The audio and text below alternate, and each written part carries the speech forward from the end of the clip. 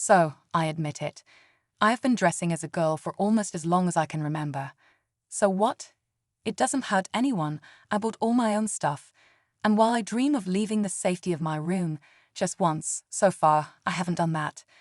The standard response from my buddies when someone doesn't want to do something, usually something stupid, is to call them chicken and then goad the poor guy into it. My friends don't know about Lesley, the girl I to come, and I really hope they never do. Besides, just calling me chicken wouldn't work with them. It's already bad enough that I'm not quite as big as they are, and if they ever found out that I like to dress as a girl, well, it wouldn't be pleasant, to say the very least. I put away my clothes, careful not to miss anything, then took a shower and got dressed in my normal uniform of jeans, a tee, and gym shoes. Mom was just putting away the groceries, so I helped, then headed out the door, ready to wash my car. I had just filled up the bucket and wet down the car when Mom came out, sat on the porch, and watched me as I began to soak the car. As I later broke out the towels, Mom handed me a soda and asked me to sit with her. "The car looks very nice," she said. "You take very good care of your things. You always have." "Why not?" I asked. "I paid for it, and besides, it looks good when it's clean." "Yes, it does," Mom said, then showed me an article in the paper. I read it with growing concern, which culminated in goosebumps running down my back. When I was done, I handed it back to Mom, saying nothing, until she told me to put my hand out, which I did. Then she placed my missing lipstick firmly in my palm. I said nothing, of course, but Mom knew it wasn't hers, and since there were only the two of us, and I hadn't had any female guests, that left only one conclusion: it had to be mine. Mom handed me a towel, and I quickly went back to work on the car, scrubbing furiously, trying to put that lipstick out of my mind. An hour later, I went inside, didn't see Mom, and popped open another soda. Sitting on the porch, I sipped my drink, wondering where Mom had found that stupid lipstick, but I couldn't remember. About 10 minutes later, Mom joined me, saying nothing at first, then, "It was under your dresser. I found it when I moved it to vacuum." Again, I said nothing. "Since I know you haven't taken a girl to your room, maybe you'd like to tell me how it got there." Saying nothing, I shrugged my shoulders. "It's a very nice color and would look very nice on someone with your skin tone. It even complements that nail polish you have in the closet. Together, why, I'll bet they would look just darling with the pink dress you have in the plastic suit bag." If Mom had found all of my stuff, why was she so calm? I expected her to tear more than a few stripes off my backside if she ever found out about my hobby. I didn't even look at her, trying very hard to act nonchalant, afraid that my face would show just how concerned I was. But Mom went back inside, leaving me to wonder what the hell was going on, besides having my carefully crafted masculine image shattered. I couldn't admit anything that was impossible, yet I had no idea how I was going to try and explain having those clothes. I doubted I could make Mom believe me, even if I did come up with a really good excuse. I went to my room, shut the door, and turned on the computer. I decided to visit some of my favorite sites on the web. The rest of the day went by quickly, with Mom remaining silent about what she had found in my room. The next morning at breakfast, however, Mom asked me outright how often I got dressed up and how I looked. Just how she thought I would answer her is beyond me. 1, I wasn't about to admit anything, and 2, I looked at best like one of the ugly stepsisters, or maybe Alice in Wonderland on LSD. No way was she going to get me to answer that. "You read that article, right?" "Yeah, you gave it to me." "Why?" I said. "Then you should know what I'm going to suggest."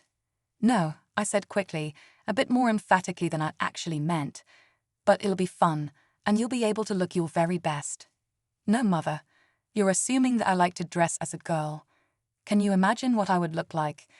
"In a way, yes, I can," Mom said with a smile, "but I'm sure that you already know what you look like. All I'm saying is that if you want to try it, I'll help you get ready, and I'm willing to bet that between us, you'll look just wonderful." Mom, referring to the article I had read just the day before, was now making an offer to help me.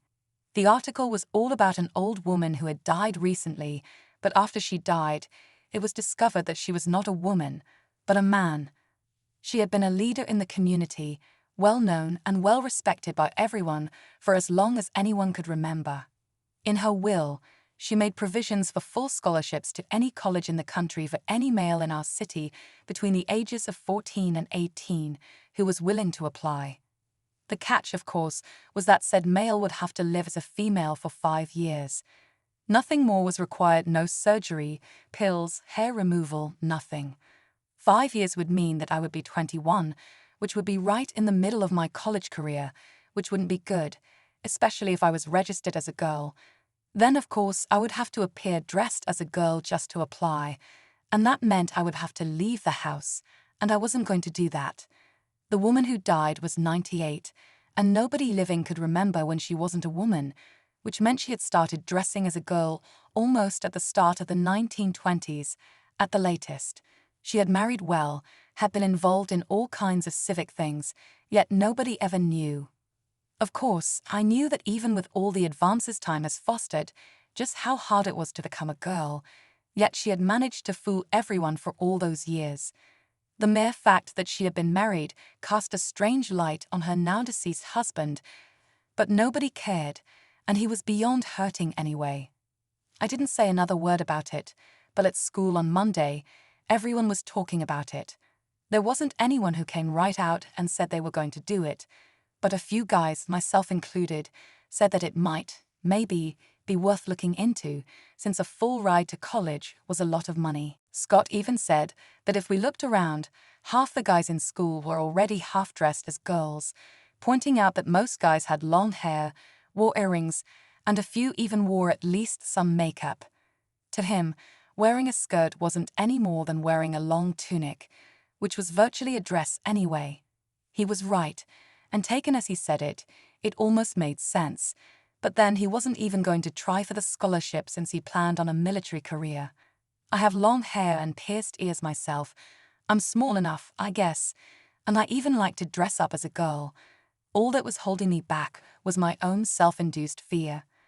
I was afraid of what the other kids might say, but they would, well, might, maybe, understand given the circumstances. But I was afraid that I would lose myself, afraid that the image I had of myself as a guy would wither away and die. I felt, or maybe even knew, that once I accepted the challenge, became Lesley, and went to school even once, that I could not ever quit, and I would lose myself to the girl I had inside of me. I was lost in thought about it all day. A week went by, then 2, before I once again bowed to the urges, took out my clothes and got dressed again. As I looked in the mirror, I felt as if someone were gripping my heart, squeezing me until I admitted out loud that I wanted to be the girl I was staring at. I had the means, the drive, and the chance. All I had to do was tell my mother, and my life would be forever changed. I wasn't sure it would be for the better, only that I would be able to dress as a girl, and for me, that was all that mattered. I put on the lipstick, stepped into my only shoes, and brushed out my hair, trying to look even the slightest bit presentable, as I had decided to take that one last and unheard of step. I drew in a deep breath even as my heart was pounding, sweat filled my brow, and my hands shook, but I couldn't help it. Driven by unseen forces that were compounded by my lifelong desires, I opened the door to my room with a bang and thrust myself outside to the hallway for the first time ever. Once there, I couldn't stop myself and walked to the family room, my steps silent on the carpet. Mom looked up at me. I saw her eyes widen, and as she stood up, I burst into an uncontrollable torrent of tears. Shame does not describe how I felt. Mom came to me, took me into her arms, and just held me. I have no idea how long it took, or exactly what I said, but eventually I dried out, which is when Mom used a damp wash rag to wipe my face. Then we talked, for the first time ever, about my dressing as a girl. I was sure that she wouldn't love me anymore, but Mom listened without saying anything then. When I broke down again, she helped me get undressed and told me to take a shower, saying we would talk about it later. By the time I reappeared, I had calmed down a little, but I was just as ashamed, not only of what I felt, but of what I had done. Nervously tapping my fingers on the chair, I wondered what drove me to the height of such stupidity. Taking the scholarship would mean that everything I was right then would dissolve as I tried to fold myself into the fabric of my school as a girl. I knew I would have no dates, not attend any proms, possibly lose friends, and almost certainly gain enemies. Other than the money, I just couldn't see any upside to it, and decided to tell Mom that I wasn't going to do it. I saw no way to defeat my shame, but also no way to take back what Mom had seen. Becoming a girl wasn't as simple as wearing a dress, it was all the other things about being female that make them unique. Fluid grace, the way they clustered and taught, the never-ending quest to find the perfect this, or that at the mall. Then of course there was the way they reacted around boys, flirting, being coy enough to trap one or another of them. Walking, talking, acting and reacting were all part of being a girl, which meant that the dress was merely there to cover their bodies, yet the dress was one of just several clues that the person was a girl. Breasts, rounded butts, and hips all contributed to the visual effect a girl has on a guy. Sure, with some premier help, I could look like a girl, but the rest? I wasn't so sure and didn't want to tempt fate by trying and failing, since that would be almost as bad as just showing up as a girl, and for me, it seemed not only hopeless but futile, given how I knew I looked. Before I could tell Mom that I had decided not to do it, the doorbell rang. Opening the door, I saw a girl I didn't know. She was about as tall as I was, with soft brown hair, a nice figure, blue eyes, and great legs. Yes, I asked, wondering who she was. Luke, don't you recognize me? It was Scott.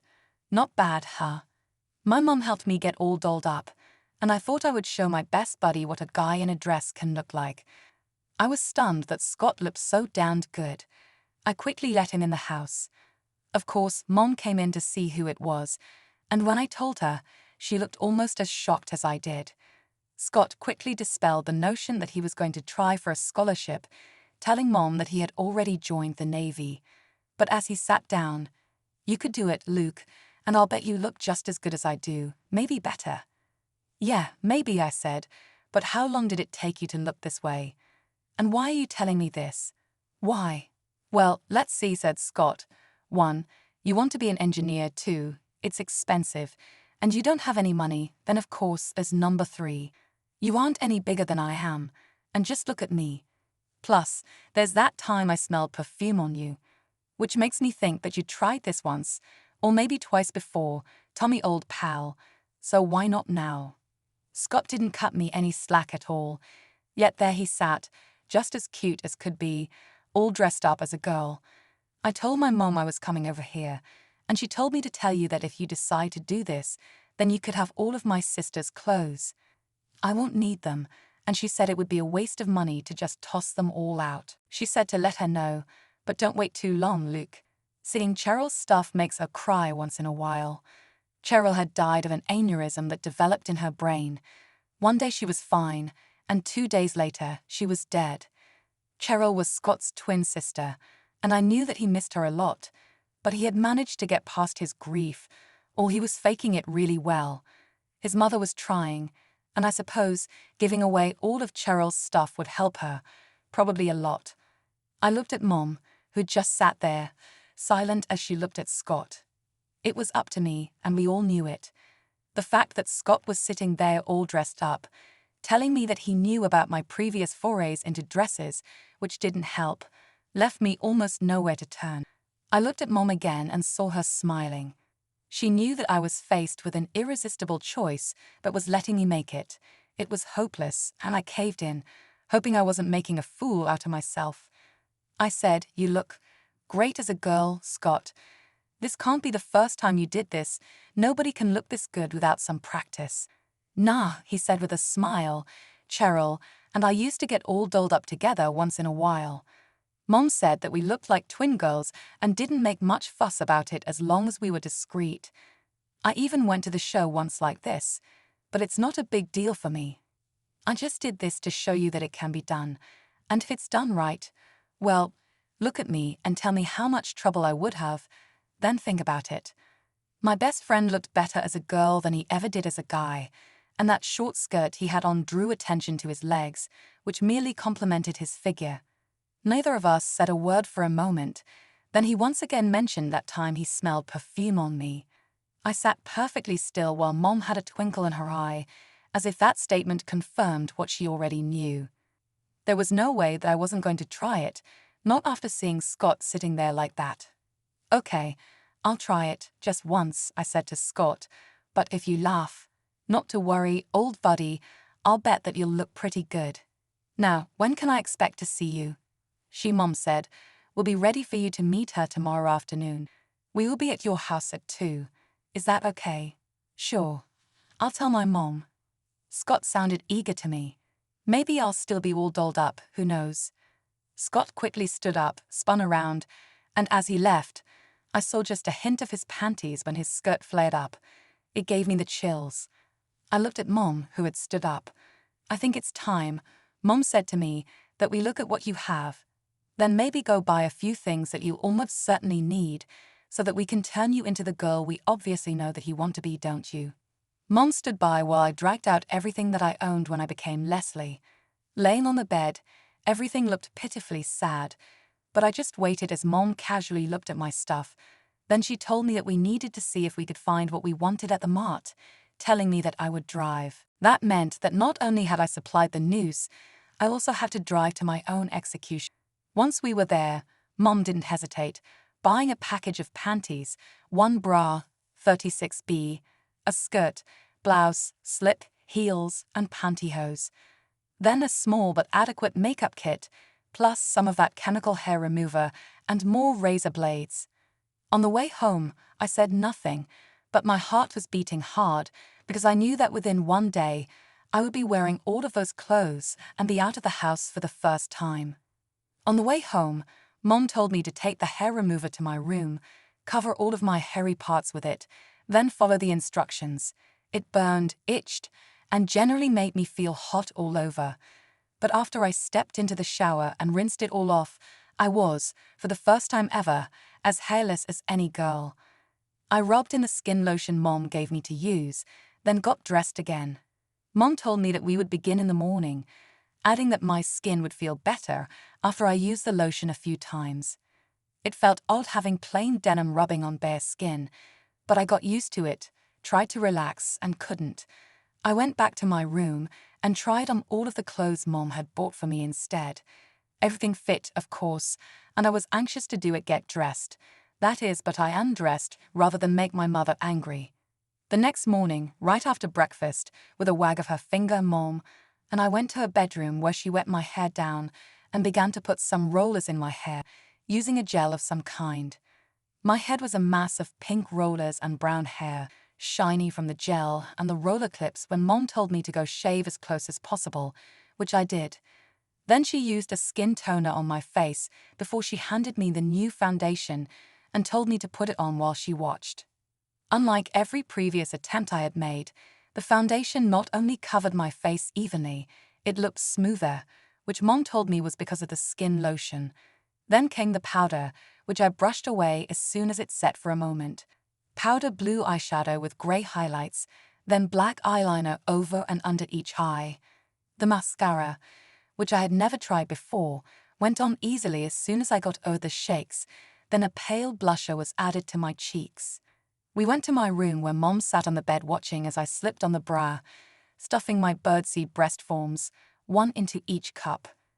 The padded panty brief was next, followed by the pantyhose, slip, skirt, and lastly, the blouse. The skirt was at mid-thigh on me while the blouse, open to just above my bra, gave me a sexy if young look.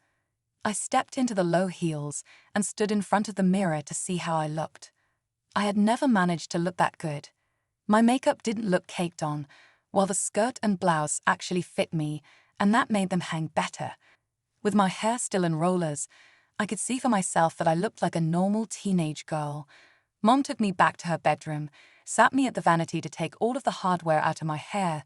Then, as she brushed it out, I began to look wonderful. When she was done, she trimmed my bangs a little, and for the first time, I was a girl with hair that wasn't done in a ponytail or falling straight down.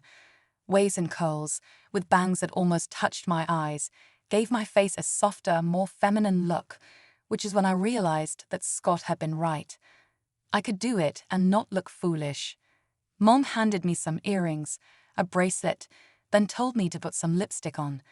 When I had everything on, she spritzed me with some perfume and stood back while I stared at my reflection.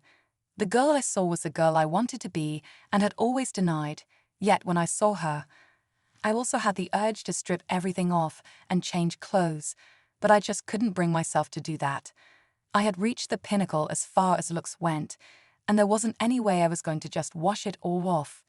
Mom waited for a bit, then took me by the hand, going to the family room where she told me to sit down.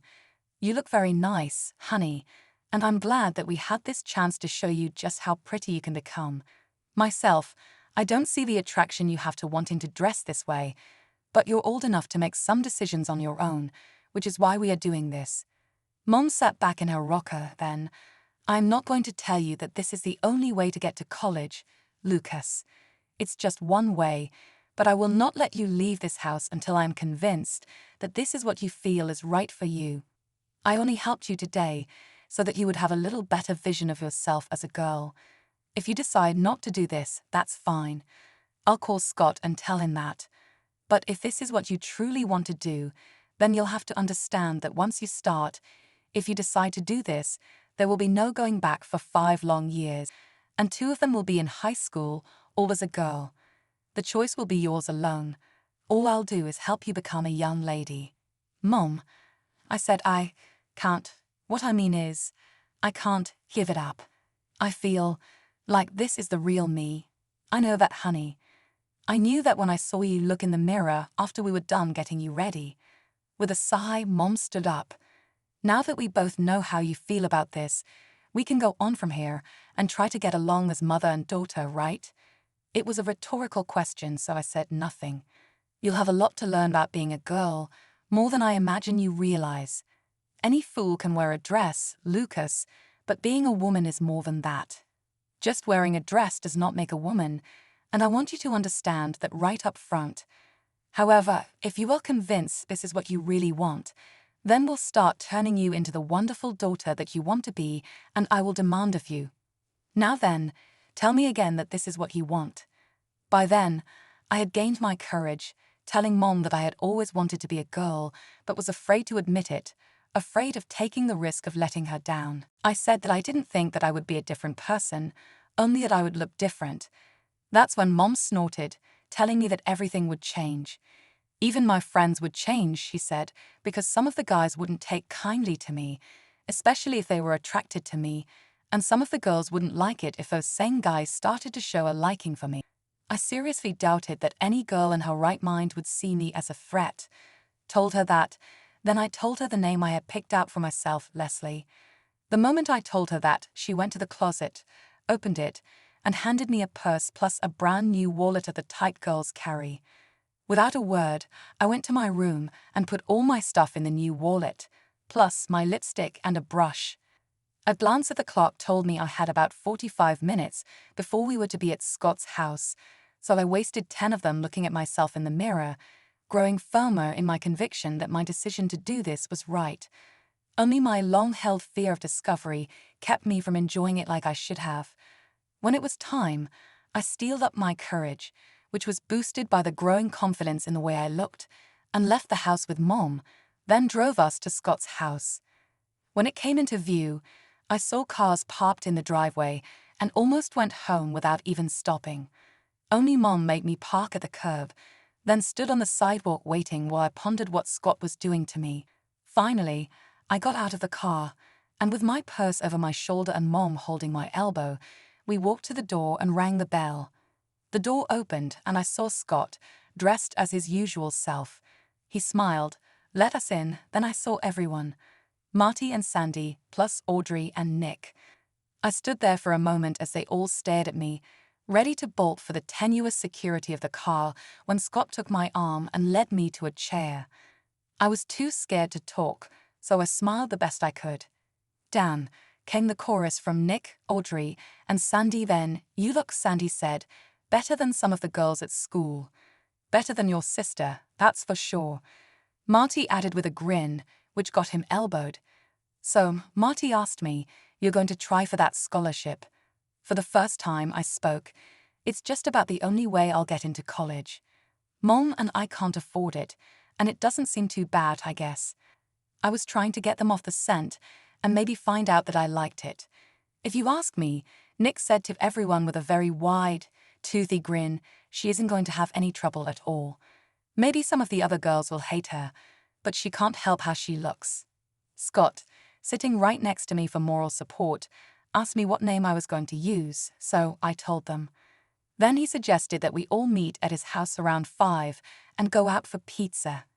He didn't ask me, but when everyone agreed, I didn't say no, although I almost messed my pants. After everyone but Mom, Scott, and I had left, he took us to Cheryl's room where his mother was sitting on the bed. She looked up at me, smiled sadly, then stood up. "Hello," she said, then looked me over from head to toe. "You are quite lovely, did you know that?" What could I say to that? I have decided to get rid of Cheryl's things, and Scott suggested that you might want some or all of them. Why don't you and Scott stay here? You try everything on while your mother and I talk. Our mothers left the room, leaving Scott and I standing there. He opened the closet and started hauling out clothes that he thought might fit me. I slipped off the skirt and blouse, then began to try things on. Skirts piled up on the bed, then came the dresses. Some were not big enough, some made me look like a sack of potatoes, and some didn't look good on me, yet many did, including some of the shoes, blouses, and tops. I did not try on any lingerie or nightwear, since Mom told me not to. When we were done, I was left wearing a pale green mini dress that was square cut at the neck and had cap sleeves. As I piled the clothes up, Scott came up behind me, swatted me on the can, and when I yelped, stood up, and turned around, we were nose to nose. We stood like that for a moment, and I thought he was going to try and kiss me, but all he did was smile, then back away. Together we took all of the clothes out to my car, and on the way back in, I thought you were going to try something. I did not have to say what or when. I thought so too, Lesley. You don't have a clue how hot you look in that dress, do you? Not as good as a real girl would, I said with a smirk. You're wrong, of course. You almost never get it right on the first try. You're better looking than Rose by a long shot. Rose was his on-again, off-again girlfriend. Well, don't. I said, I'm just getting used to this as it is. After Monday, you'll be surprised at just how many guys will think you're hot stuff. Just don't try to kiss me, Scott. I'll try, he said with a grin. We went back in the lower level of the house, finding our mothers on the patio having a soda. They both saw me at the same time, and both had their mouths drop open. I didn't look that good, but the dress helped, I guess. I had long legs that were really being shown off with that mini dress. Lesley and I are meeting everyone for pizza at 5, so we better go. Looking at Mom, he said, I promised to have her home by 10 at the latest. Mom said it was okay, so I gave her my car keys, grabbed my purse, then left. Surprising me, Scott had his arm around my waist as we walked away. Just getting into his car turned out to be risky, since I didn't want to have the dress hike up any farther than it already was, and managed to discover that I had to put my bottom in first, then swing my legs in. Scott drove us to the pizza place, then escorted me inside. What had started as a day of uncertainty was rapidly becoming my initiation into the role of a girl, and Scott was leading me through it without the slightest hint that I had ever been anything but a girl, and that made me feel relaxed. Scott and I walked in, saw Audrey and Nick sitting at a table, and found our way to them. Just as we sat down, Rose came over, and she did not look happy. So, I see that you found another girl that you can dazzle with all that crap you put out. Looking right at me, she scowled, then looked back at Scott. Well, if this is how you're going to be, just don't call me anymore. Obviously, you think you can do better with her, so go right ahead. As she stormed off, I thought Audrey was going to bust a gut laughing. She doesn't have a clue. Lesley, you'd have just inherited, or maybe stolen, your first boyfriend. Me? I asked, me and Scott. But we're friends. He knows, I know, Scott said, that you're pretty, and I also know that you're with me right now, and that's all that matters. Marty and Sandy joined us soon after, and the six of us had a great time, especially when they found out what Rose said. Scott and I left about 8, but didn't go to my house right away. Instead, he took us to the park, where he told me just how much he liked me as a girl and also told me that he was sorry that he didn't know about me sooner. He said that he would always be there for me, and if I wanted him to, he would tell everyone that we were together, as a couple, just like Rose thought. I listened to him as he described how it was with he and Cheryl, all dressed up as girls, and how they often tried to confuse their parents. He sounded sad when he spoke of Cheryl, and when I saw that tear in his eye, I wiped it away with my finger. He looked at me, then kissed me gently on the cheek. I was so shocked that I pulled back a little, then realized with a start that he was not kissing me, but saying goodbye to Cheryl. He had, just for a moment, let me take her place, which made me feel really good. After a bit, he took me home. When I got to my room, I saw that Mom had hung up all of the clothes, and on the bed lay a nightgown. I went in, washed off the makeup, then changed into the nightgown and went to find Mom.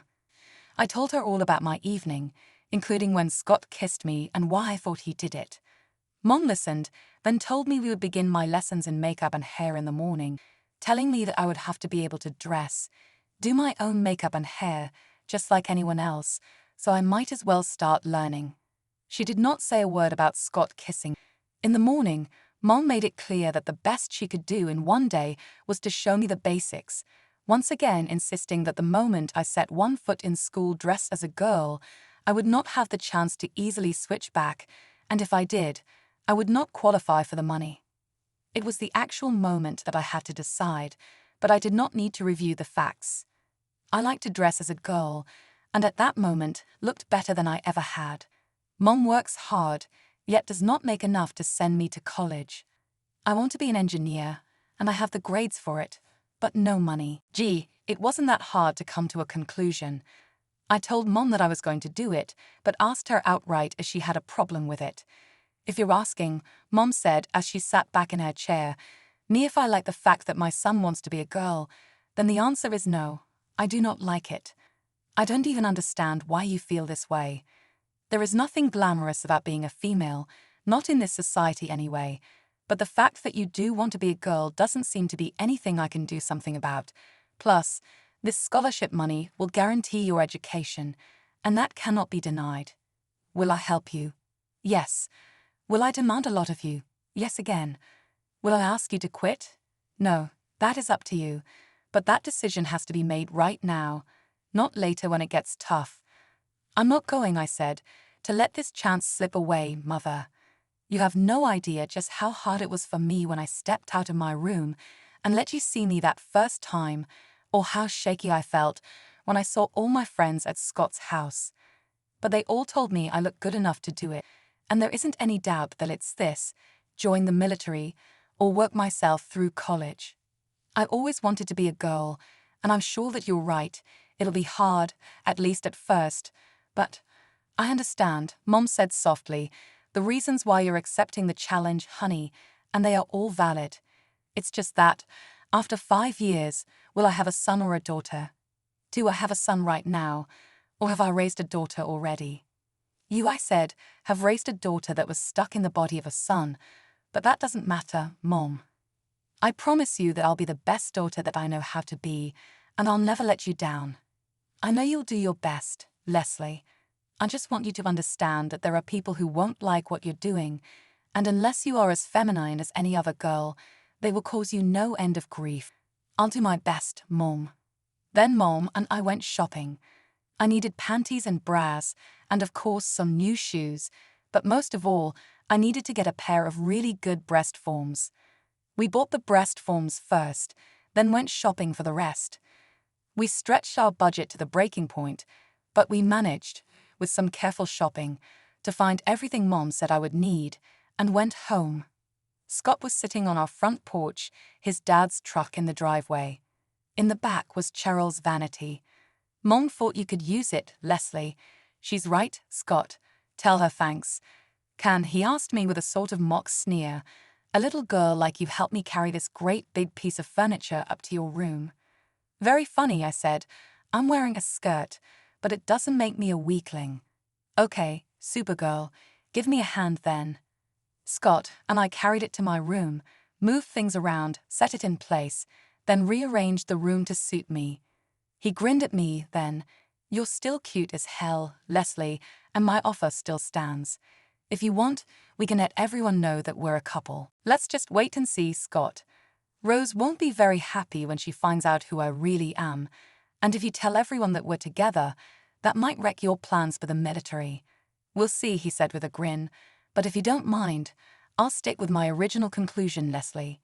If you work out a little, you're better looking than Rose, and not nearly as possessive.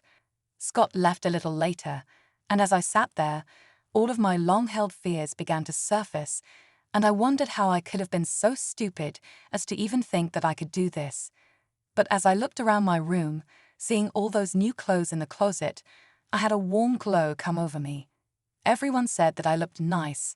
I had the clothes, the need, the opportunity, and the desire, so there was no way I was going to back out. I selected what I would wear to school the next day with great care, hanging them on the closet door. Then I went to be with Mom for a while. I was up early, took a shower, shaved again, although I didn't need it, then began to get dressed, starting with panties. They were the new ones Mom bought, which were high-cut and caused me to pause when I put them on. They covered the essentials, yet left an awful lot uncovered. Sitting at the vanity, I began my makeup, taking Mom's advice by not using nearly as much as I had before, only enough to cover without looking caked on. The powder matted the shiny look and made my face seem smoother. Using a pale green eyeshadow with brown eyeliner, I didn't add anything else except blusher. The padded panty brief, also high-cut, was next, then pantyhose, the bra, breast forms, a slip, and finally the blouse and skirt. As I buttoned up the blouse and it grew snug across my boobs, I had to smile as I envisioned myself seeing that same thing every morning from then on. The skirt was a very basic pleated green, white, and black plaid that was just below mid-thigh on me. Stepping into the black flats, I went to the mirror, put on my earrings, a gold necklace, some perfume, and my lipstick. Taking my purse by the straps, I grabbed my books and walked down to the kitchen where I had a quick coffee, kissed Mom who didn't say a word, then left for school. As I left the house, I saw some of our neighbors leaving for work, ignored them, and started for the school. Driving there was easy, going in wasn't. I sat in the car for a moment, drawing all of my strength together, before I stepped out of the car and walked into the school. Per the instructions I had from Mom, I went directly to the office to let them know of my change in status. To my very great surprise, there was another girl standing there, a girl just like me. I wasn't sure who it was at first, but it was clear that she did not make an effort to look as normal as possible. Her hairy legs stuck out from under the dress, she wore gym shoes, and while she wore makeup, it was badly done. I said nothing as the secretary made notes. Then it was my turn. When I told her who I was, she looked me over carefully, again made the notations, then made out a new ID card for me. After a picture was taken, I had my very first piece of ID that said I was a girl and allowed to leave. The other girl was asked to stay. As I went into my first class, I felt everyone's eyes on me, but walked to the desk as casually as I could, gave the teacher the paperwork, then sat in my normal chair. Nothing was said until class let out when some kids wanted to know if it was true, who I really was, and when I said yes, almost all of them said nothing at all. I took that as a good sign. Scott, Sandy, and Audrey all said hi and made me feel as if I belonged. Marty, while saying hello, wasn't quite as warm, and I wondered why. I used the girls' restroom, and while nobody said anything, I could sense that they were unhappy with me in there, so I got out as quickly as I could and simply let the rest of the day unfold. Good or bad, I had committed myself and wasn't going to change because someone had bad feelings about what I was doing. Besides, all the damage that could be done had already happened. Nobody gave me a hard time all day, and I began to feel that I might just be able to get through this without a lot of hassle, so the next day I wore a dress, the day after that jeans, and back again to a skirt. By the time Friday rolled around, I had quit being odd and became just another student. That was also the day Mom and I enrolled me in the program to receive the scholarship. When I was done filling out the paperwork, I found out that 7 other guys were also becoming girls in order to qualify. The only one I saw was that first day at school, but I had not seen her since and had no idea what had happened, but I had an idea. My guess is that she looked at me, saw how I tried to fit in, and gave up or went back to do things better. But that does not mean that I was her idol, only that she saw how much easier it would be if she fit in better. The woman handed me a document that would let me get a new driver's license, telling me that I might, as a temporary measure, have to legally change my name, but then again, maybe not.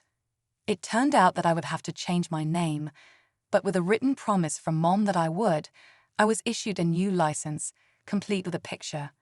Mom and I ate dinner at a fast food joint.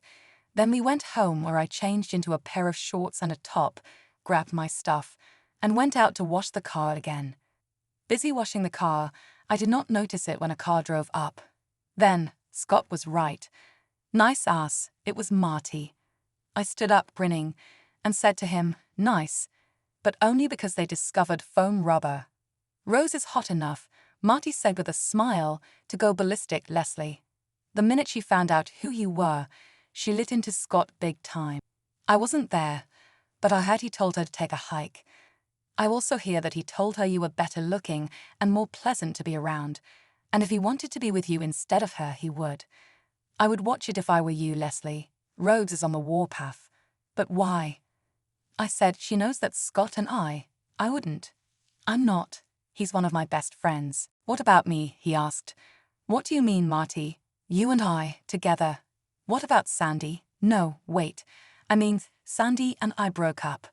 She told me that she wants to play the field. Is that why you're here? I asked, you think that I would? Yeah, that's what I think, he said as he moved closer. After seeing you at school all week, we all think that you'll always be a girl, even after this 5-year deal is over. Haven't you noticed that even the kids that aren't really cool with this aren't giving you a hard time? That's because of the way you look and have acted so far. And if you look this good now, what'll happen after 5 years? Hell, half the kids in school didn't even read you as one of the guys trying for that scholarship. They assumed that you were just a hot new babe that joined our school. But no buts, Lesley. Scott, me, Audrey, and Sandy all figure that you'll never go back to being a guy because it's obvious that you like being a girl too much for that. So why not just give it up and be the girl that you want to be? Just what do you mean, Marty? I mean, why don't you and I go to a show tonight? Maybe we can cruise the strip tomorrow night. That's what I mean. I was so shocked that I couldn't say anything right away, but Marty merely waited for a moment. Then, come on, Lesley, you'll like it. And besides, you went out with Scott, so it's not like this is your first date. Without waiting for an answer, he walked away, telling me, I'll be here at 7 to pick you up, Lesley. See ya. Marty was the very last person I expected to find me attractive enough to ask out, and while I won't say that I never thought about dating guys, I didn't think I would ever be asked out, so the idea of it never occurred to me. Scott changed that when he took me to the pizza place, but the whole time we were there, Marty seemed distant. That's why I was so surprised to see him standing in my driveway, let alone have him ask me out. I quickly finished washing the car, then ran in the house and up to my room to clean up. I had less than 2 hours to get ready, and I still had to eat. When Mom asked, I told her as I went in the shower, which Drew and I told you so remark. I managed to get cleaned up, wearing my tan skirt with a soft pink pullover top. I was on edge all through dinner, which Mom thought was funny then. After I added perfume and touched up my lipstick, Marty arrived. He had the coolest car in school, and as I sat in the front seat and looked around, I realized that my car was rather plain by comparison, not that it mattered anymore. Marty was the very last person I ever expected to be with, since he is quite popular with the girls and is one of the guys that can cruise around and always seem to find a girl to be with. Since he knew my true status, and I knew that he didn't like guys as it were, I wondered why he asked me out but didn't say a word about it. He was polite all evening then.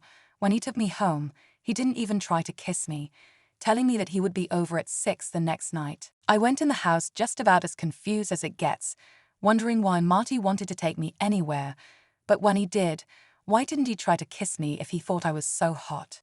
I lay in bed that night calmly reliving the entire evening until exhaustion took over and I fell asleep. The next morning, in an attempt to make myself look more like a girl, I pulled out several files from the computer, read them, and went on a hunt to get what I needed. All I told Mom was that I would be in my room, improving my femininity as I put it. She did not ask me how or what. The number one problem I had experienced during the week was sitting down when things were in the wrong place, which caused me serious pain at times. I was going to fix that. After shaving the areas defined on the computer, I seated my testicles, then used the tape to hold them in place, then drew the rest between my legs and taped it down. At a glance, I looked like a girl, and after sitting down several times, I discovered that I needed to make a few adjustments, but after that, I never experienced the pain again. I got dressed, wearing some jeans and a top, put on my makeup, brushed out my hair, then told Mom that I wanted to get a better padded panty to round out my hips more, and she decided to come along. I bought 3 pairs, all beige, plus another bra. Then we stopped at the place we bought the breast forms at, and I asked the woman if she could attach mine with some adhesive, which she did, telling me I had 2 months before they would come off. With the padded panty, I was as complete a girl as I was going to get and had a reasonable figure to boot. Mom and I went home to see Scott sitting on our porch again, so when I parked the car, he and I went out back to the porch. On the way, he put his arm around me. "Want to go out to a show tonight, Lesley?" "I can't, Scott, but thanks anyway." "Scared of me?" I didn't think my reputation with the ladies extended this far. "Yeah, that's it. Your reputation." Poking him with my elbow, "I already have a date."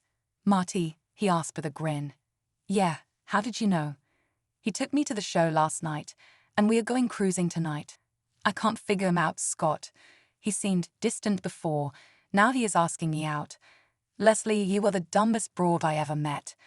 Marty wasn't staying away because he didn't like what you were doing. He stayed away because he thought you were the best-looking girl he ever saw and was afraid that you would turn him down." "Geez, everyone knew that. Except me," I said with a frown. "He must think I'm a complete dweeb, Scott." "Nah, he thinks you're just an average girl as far as that goes, but hot as fire for the rest." "He told me," I said, "that he and Sandy broke up. He said it was her idea. Toby and Sandy have been getting pretty tight lately, so that's probably true." Scott and I talked a bit longer. Then, right out of the blue, he leaned over and kissed me, right on the lips. I was so shocked that I didn't say anything or even move, so he did it again. Then he stood up and left, walking down the driveway without another word. I went in the house to get ready for my date, deciding to wear a skirt and top. Marty was right on time, and after I introduced him to Mom, we left in his car. We hit the strip, and he casually put his hand on my leg, just at the hem of the skirt. I let it stay there, ready to stop him if he started to explore the regions north, but he never went any further. We saw friends, raced a little, ate a burger, then cruised some more, until later he took me home. Pulling me closer, I did not resist as his lips met mine. Expecting a fireball, I was very disappointed when it was like kissing my mother. Marty sat back, and as we looked at each other, he grinned at me. "Well, that settles that," he said with a smile. "You look good, Lesley, but..." It was like kissing my sister, he said. "Or mother," I added. "Friends?" he asked me. "Friends," I said, then went in the house, sad but elated at the same time. Marty was nice, but not for me. On Monday after school, our lawyer handed me the papers changing my name, and I was legally Lesley, which made me very happy, and the first person I wanted to tell was Scott. So I drove over to his house. He was in his room, but his mother wouldn't let me go there like before, calling him down instead. When I told him, he swept me into his arms, and without any hesitation, kissed me hard. That fireball. Well, it happened. Scott left me shaking, trembling almost as I tried to calm down from what he had done to me. As we stood apart, I could see, since it was clearly evident, that Scott was excited, and when he kissed me the second time, I could feel him against my leg. As I gently pushed him away and we traded looks, he smiled at me. "How was your date with that other guy? Marty, I think his name is." "It was fine, Scott. Now come kiss me again." And he did. With every nerve ending on fire, he and I walked to the curb where I got in my car. He held my hand for a moment. Then I went home with a new understanding of how the right guy can make a girl feel. And as far as I was concerned, I had found him.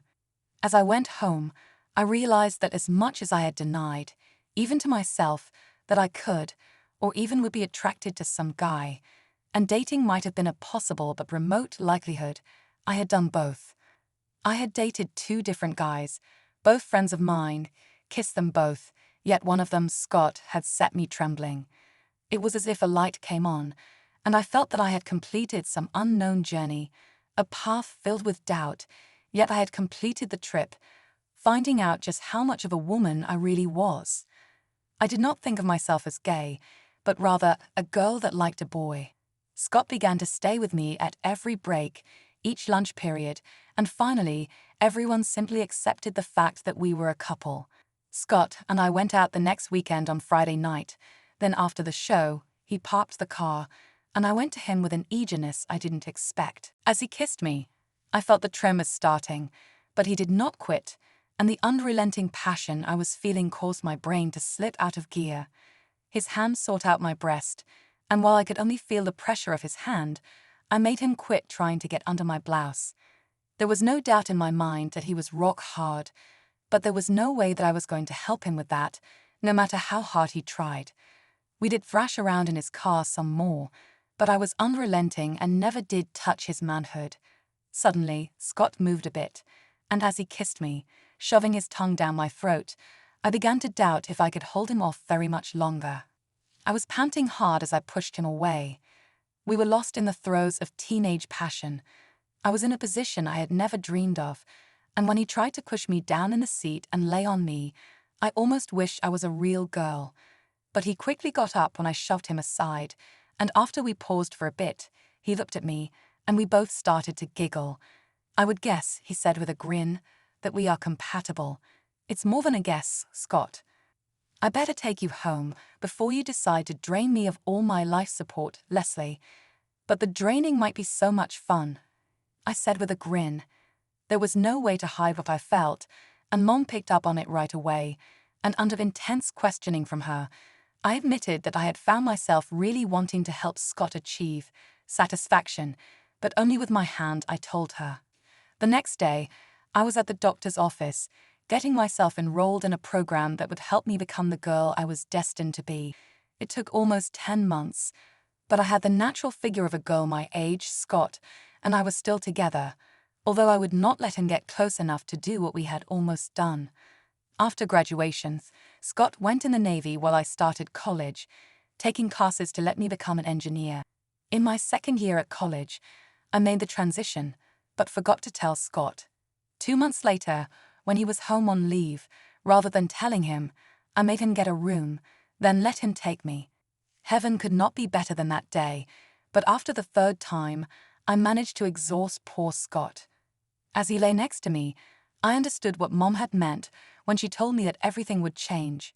Stroking his head as he snoozed, I wondered how I ever thought that I could get by as a man, glad that I didn't have to.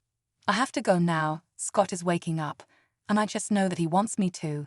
Well, you decide."